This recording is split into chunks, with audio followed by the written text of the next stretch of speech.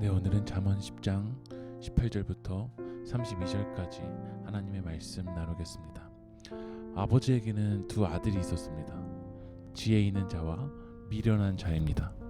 지혜 있는 자는 생명의 샘이고 미련한 자는 독을 머금었다고 어제 본문에서 나눴습니다.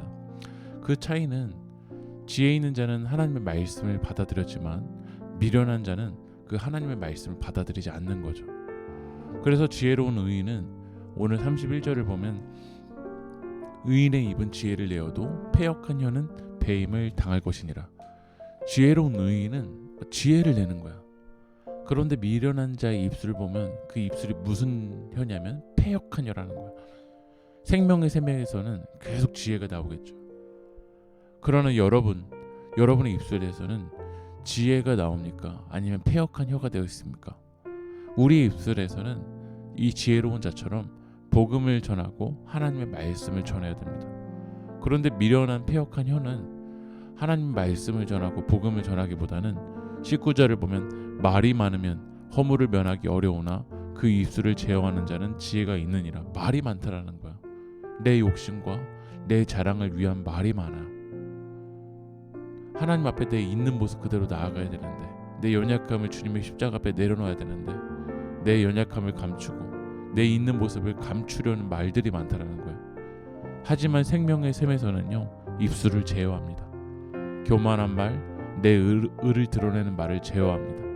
그 말들이 사람을 살리지 못하기 때문입니다. 불신앙의 말은 멈춰야 됩니다. 사울처럼 화살을 던지는 말을 멈추어야 됩니다.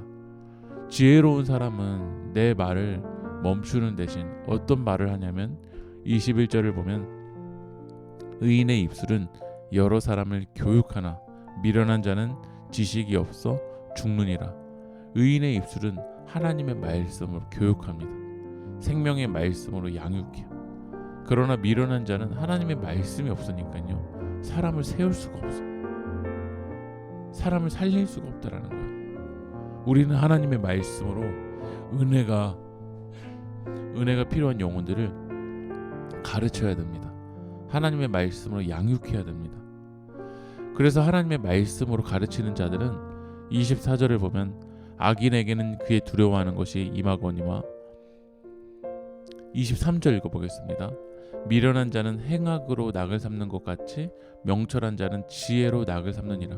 하나님의 말씀으로 가르치고 하나님의 말씀으로 세워지는 것이 이 지혜로운 사람에게는 낙이라는 거야.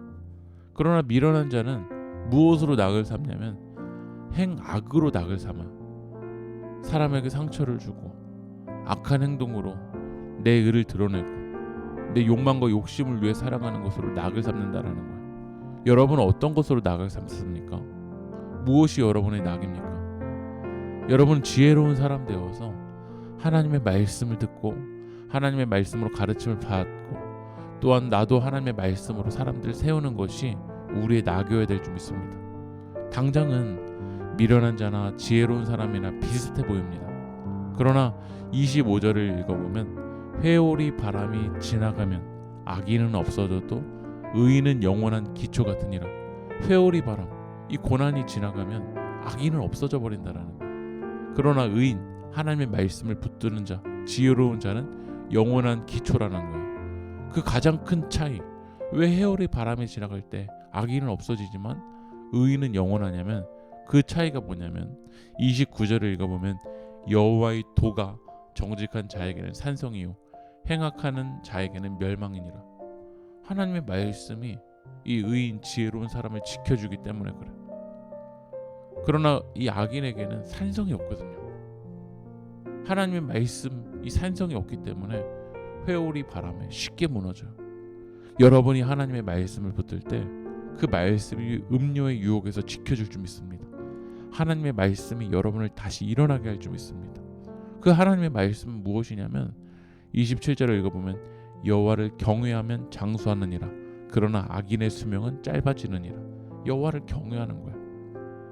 여호와를 경외하는 것이 우리의 인생의 뿌리입니다. 하나님의 말씀을 통해서 여호와를 경외하는 것을 깨닫고 여호와를 경외하는 인생은 하나님의 산성으로 여러분을 지켜주시기 때문에 오래가 가는 거야.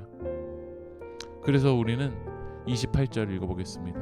의인의 소망은 즐거움을 이루어도 악인의 소망은 끊어지느니라. 하나님 말씀 붙드는 지혜로운 사람은 하나님이 산성으로 여러분을 지켜주시고 그 하나님을 경외하며 나아갈 때 즐겁다라는 거야.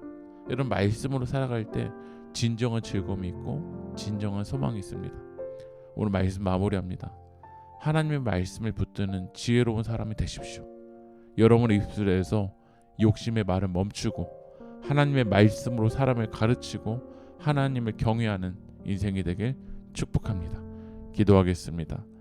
하나님을 기쁘시게 하고 이웃을 이롭게 하는 말을 하며 살게 하여 주시옵소서.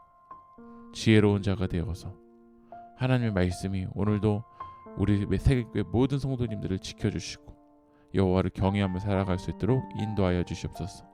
예수님의 이름으로 기도합니다. 아멘.